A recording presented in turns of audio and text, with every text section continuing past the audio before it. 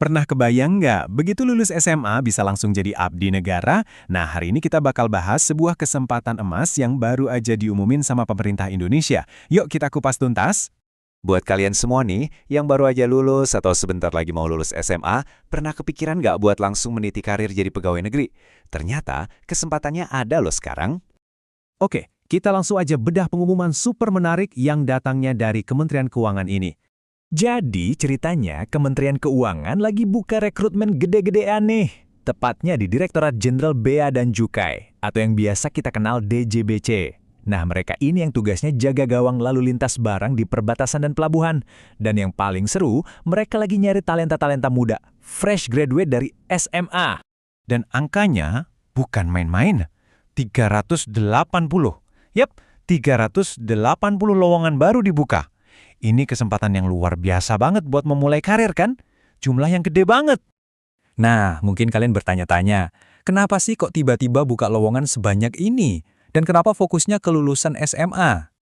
Nah, ini dia jawabannya. Langsung dari Menteri Keuangan sendiri, Pak Purbaya Yudi Sadewa. Beliau bilang, saya perlu orang juga yang betul-betul di level teknis di lapangan. Jelas banget kan? Kebutuhannya itu untuk tenaga yang siap kerja, siap turun langsung. Coba deh kita lihat poin-poin ini. Jadi, ini bukan rekrutmen biasa ya. Ini benar-benar strategi buat ngisi posisi-posisi krusial di lapangan yang sifatnya mendesak. Artinya, pemerintah butuh orang-orang yang siap kerja praktek, yang nggak cuma jago teori. Ini pergeseran yang menarik loh. Sekarang, kita masuk ke detail yang paling penting, biar kalian semua dapat gambaran yang lebih jelas soal kesempatan ini. Di tabel ini, semua infonya dirangkum dengan padat. Siapa yang merekrut? Jelas, Bea Cukai. Sasarannya siapa? Lulusan SMA. Jumlahnya 380 posisi. Dan perkiraan mulainya kapan? Sekitar Mei 2026. Semuanya jelas banget. Tapi, ada satu hal lagi yang gak kalah penting dari cerita ini, yaitu soal kecepatan proses rekrutmennya. Jadi gini, pemerintah sendiri mengakui kalau proses rekrutmen yang sudah-sudah itu cenderung lambat. Nah, karena kebutuhannya mendesak, sekarang ada mandat baru. Prosesnya harus dipercepat, harus tancap gas, biar pos-pos yang kosong bisa segera terisi. Kelihatan banget kan urgensinya? Jadi, kesimpulannya apa?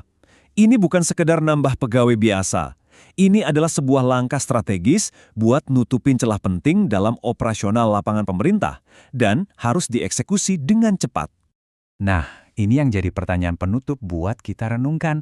Apakah rekrutmen model satset kayak gini bisa jadi solusi jangka panjang? Atau jangan-jangan ini malah jadi model baru perekrutan di pemerintahan kita ke depannya? Menarik banget buat kita pantau terus